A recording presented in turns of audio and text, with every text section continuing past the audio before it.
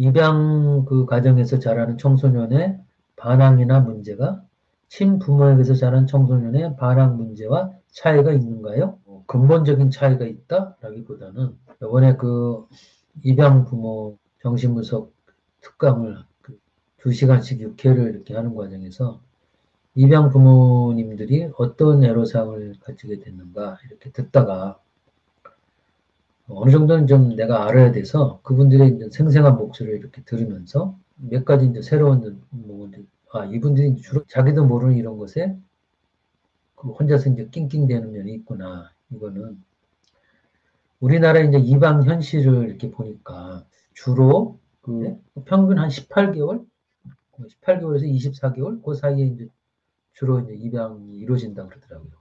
입양 수속을 하는데도 이제 몇 개월 걸리고 뭐 이렇게 여러 가지가 있어서 뭐 어떤 분은 이제 36개월 때 입양을 한 분도 있고 어떤 분은 빠르면은 불과 뭐 2, 3개월 때 입양을 한 분도 있고 또 뭐 12개월, 뭐 18개월 뭐 다양한 분들이 있어요.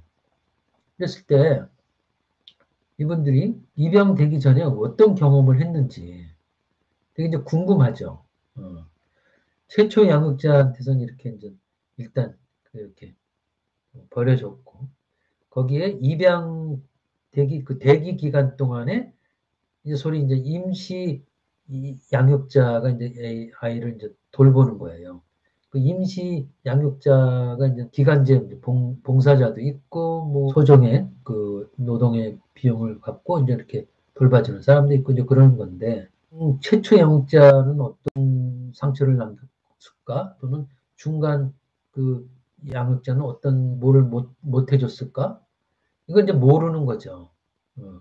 그리고 이제 자기가 이제 딱 입양하고 난 다음에 이제 체험을 했는데 내가 열심히 이렇게 했는데 친자식하고 달리 입양한 자식이 같이 중고온 상황에서 뭔가 이렇게 적응을 못해갖고 막 집안 분위기를 이제 깨는 일도 이제 생기고 뭐 어떤 분은 두 아이를 입양을 했는데 한 아이는 너무 그렇게 좋은데 한 아이는 그냥 보면은 막 화가 막 나가지고 자기가 절대 화내는 사람이 아닌데 막 화가 막 일어나는데 이거 원인이 뭔가요? 뭐 이런 질문을 하는 사람도 있고. 이게 정신분석 전문가는 이 아이가 정신에 어떤 짐을 남이 이해 못하는 요게 이제 의식과 이제 전의식이라 그러면 요 밑에 이제 이런 무의식이 있는 거예요. 입양되기 전에. 그래서 입양 부모가 아무리 얘한테 잘해주고 이렇게 해도 얘는 요 밑에 게 계속 불안하고 불편한 게 남아 있어가지고 잘해줘도 잘해줬다라는 느낌이 별로 안 들어요. 저분은 잘해주려고 하지만 나는 그대로 요 안에 뭐가 근심 덩어리가 있는 거죠.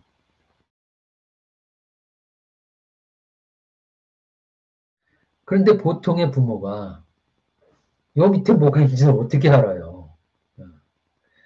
그래 당신들이 나한테 좋은 말을 하는 거 알아. 그런데 난 불행해. 요거를 나는 열심히 뭔가를 해줬는데 얘는 도대체 별 티가 안 난다. 이거를 누가 알아요? 정신분석 이거를 하려면 심리학 공부만 해도 요거는 몰라요. 요것만 하는 거예요. 그래서 그냥 친부모도 이제 여러 종류죠. 친부모도 그냥 초기 3년 동안 안전하게 연속성 있게 이렇게 잘 키운 엄마도 있고 또 오디푸스 기간 동안에 나름 협심해서 좋은 가정을 이룬 그런 부모도 있지만 첫 3년 동안에는 여기 맞겠다 저기 맞겠다 뭐 하느라고 이렇게 뭐 딴짓하다가 뭐 이렇게 뭐 그 친부모도 입양 부모 못지않게 아이를 이렇게 방치한 비율은 같을 수가 있죠. 단 부모가 완전 두세 번 바뀌는 거죠.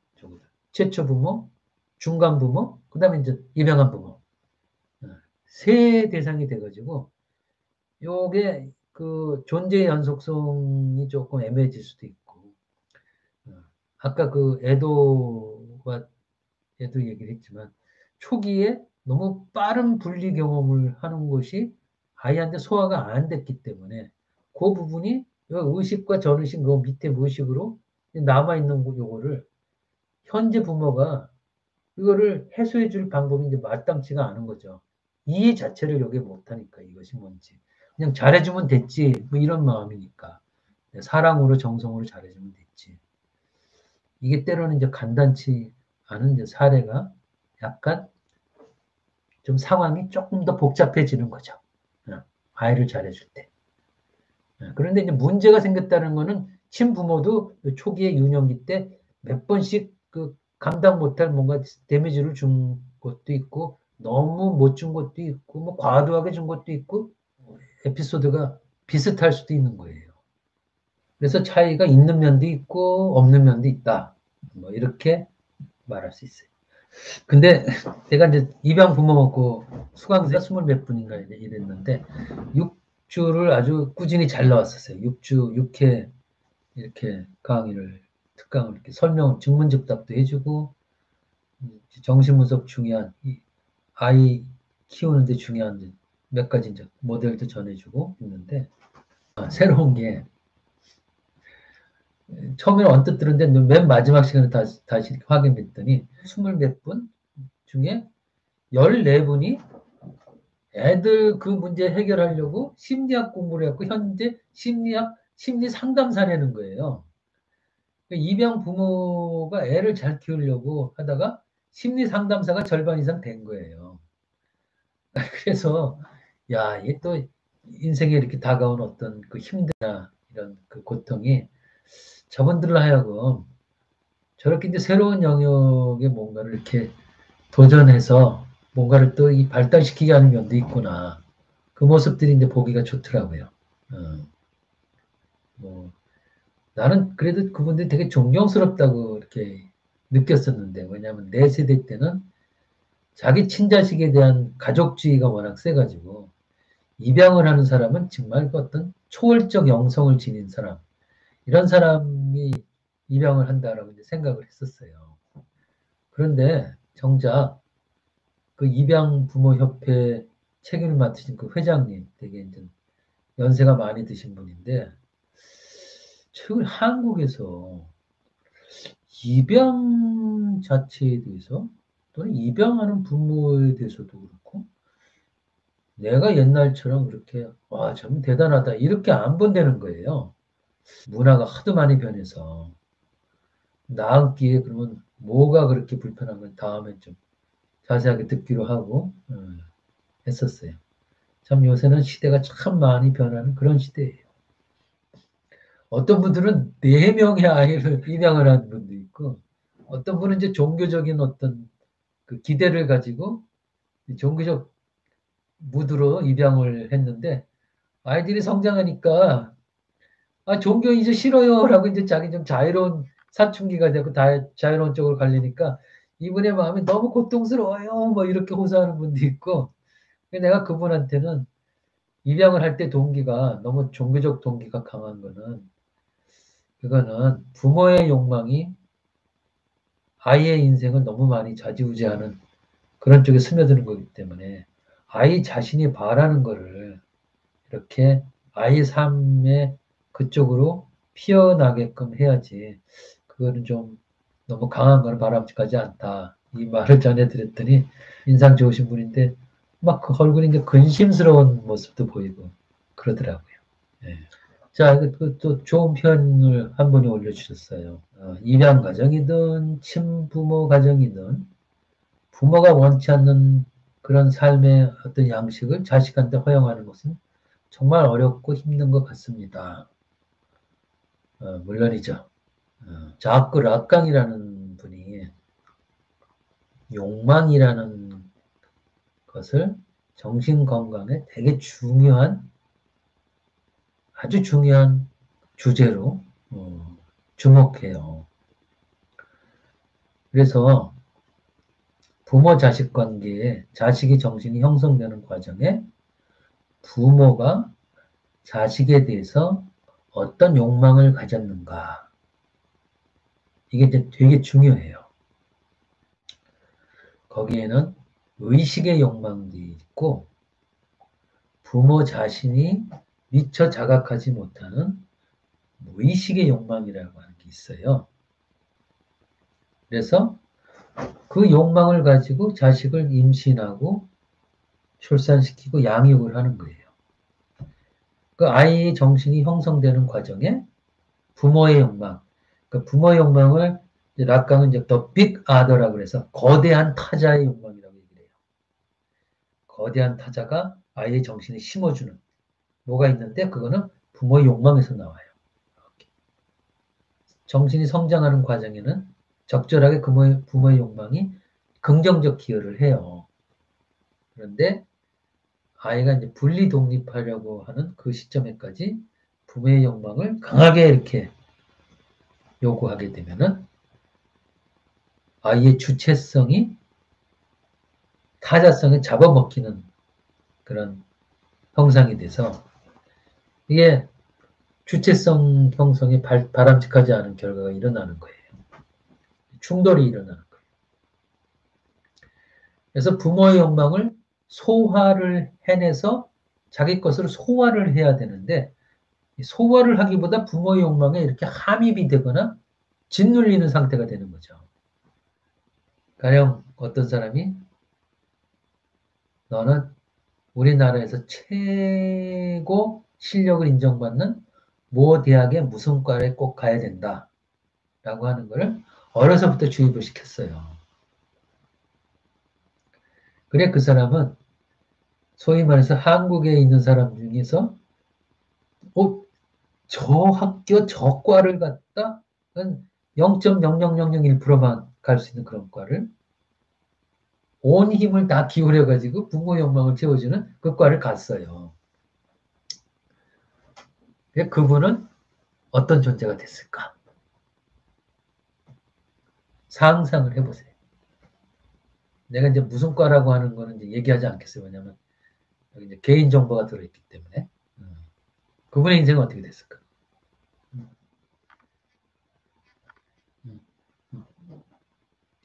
하여튼 나름대로 그래도 잘 하셨어요.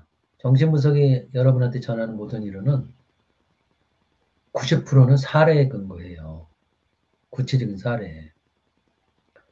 구체적인 사례를 치료하는 과정에서 이론이 나오는 거예요.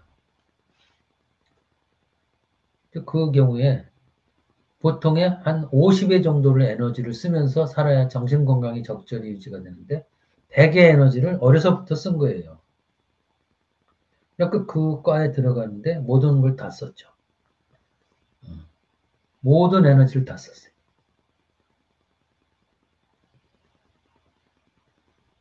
자아관념. 저 사람은 이제 사회적으로 성공해서 출세해서 이제 좋은 삶만 누리면 된다는 그런 과예요. 내 시대 최고의 어떤 과가 있어요. 그런데 그 과에 들어간 사람은 상당수가 인생이 거기서 끝나요. 더 이상 에너지를 못 쓰고. 그냥 힘 못 쓰는 사람이 되기도 하고, 저렇게 주목받는 지역의 천재, 뭐, 가문의 영광, 저 사람 왜 저래? 이런 일들이 발생을 해요. 그게 무리를 해서 그런 거예요. 부모의 욕망을 채우려고. 거기까지만 들어가면 더 이상 안 바란다는 그런 말도 들었거든요. 그 다음에 어떻게 해야 될지 모르는 거예요. 기운도 다 썼고. 그래서 부모의 욕망이 자식한테 안 가면 그 자식은 사실은 또 이상해져요. 그래서 부모의 욕망이 정신을 성장시키기도 하고 적절할 때 자식한테 독립적 주체성을 허용을 해야 돼요. 그래서 욕망이 침체된 사람, 욕망이 죽은 사람은 인생이 죽은 사람이나 똑같다. 락강을 이렇게 봐요. 여러분. 욕망이 이렇게 출렁출렁이고 뭘 하고 싶어하는 욕구가 생기고 상당히 건강한 상태예요. 이 사례들은 되게 이제 다양한데 여러분이 어떤 질문을 어떤 톤으로 하는가에 따라서 여러분이 이제 접할 수 있는 무의식의 어떤 단면도가 달라질 수 있어요. 자, 참 답변들 상당히 그래도 주체적으로 잘 하시네. 독립된 욕망을 갖지 못한 사람도 있어요, 여러분. 20, 30, 40, 50, 60, 70까지도. 주체적인 욕망이 없이 힘 있는 사람이 바라는 대로 끌려다니는 게 더 편해. 내 체질은 주감독이야. 주감독이 나한테 명령 내리기면 난 뭐든지 다 해낼 수 있어. 뭐 이런 사람도 있어요. 그래갖고 환갑 넘어서도 그렇게 사는 사람도 있어요. 욕망의 주체가 되지 못하는 그런 사람들도 많아요. 삶에서 일어났던 궁금증 또는 어떤 얘기겠던 책을 읽다가 또 일어난 궁금증. 궁금증이 일어났다는 건 자기 실존하고 뭔가 연관이 돼야만 궁금증이 이렇게 일어나는 거거든요. 그런 거, 그럼 자기 삶에 연관되는 질문을 할수록 여러분한테 훨씬 더 좋으니까 표현하시면 돼요. 욕망이 출렁출렁하도록 분발하겠다? 정신분석가는 의식의 욕망도 주목하지만 무의식의 욕망을 더 주목해요. 진짜 출렁출렁하게끔 만드는 거는 무의식의 힘이에요. 내 의지로 되는 것도 아니에요. 그러나 이제 욕망이 너무 이렇게 침체되어 있을 때는 자기 자신에 대해서 주목해야 될 순간이다. 라고 얘기를 하는 거죠. 이렇게 쓱 지나칠 문제는 아니다. 물론 잠시 그런 거는 정신분석은 잠시 그런 거에 대해서는 너무나 자연스럽게 정상으로 보고 반복해서 이상하게 어떤 대목에서는 힘을 못 쓰겠다. 어떤 데서는 자꾸 미치게 된다. 딴 데서는 머리가 잘 돌아가는데 어떤 데서는 자꾸 멍해진다. 어떤 데서는 뭔가 마음은 있는데 계속해서 머뭇거리게 된다. 이게 전부 다 무의식과 연관된 현상들이에요. 그런 건 이제 무의식을 이제 들여다봐야 돼요. 근데 무의식을 들여다본다는 게 간단치가 않잖아요. 예. 방어벽에 걸려가지고 아무리 명상을 몇십 년 해도 자기 무의식을 곧바로 들여다볼 수가 없어요. 무의식을 들여다보려면 거울처럼 반영해주는 좋은 어떤 제3자도 있어야 되고 또 무의식이 뭔지 최소한의 어떤 공부도 필요하고 자기 분석을 한 되게 이런 것들을 그런 걸 보면 좀 무의식 공부하는 데 도움이 돼요. 꿈에서 그냥 무의식에 들어간 생생한 사례들이 거기 많이 담겨 있거든요. 그래서 무의식을 조금이라도 스스로 어떻게 해서 또는 소화를 해내면 그 소화한 부분에 평생 동안 지출해야 될 방어 에너지가 나의 자아에 되돌려져 가지고 평상시보다 내가 능력이 더 생기게 돼요. 그래서 인간관계든 직업 능력이든 이런데 저 사람이 되게 어떻게 에너지가 있는 사람으로 변했네? 뭐 이렇게 돼요.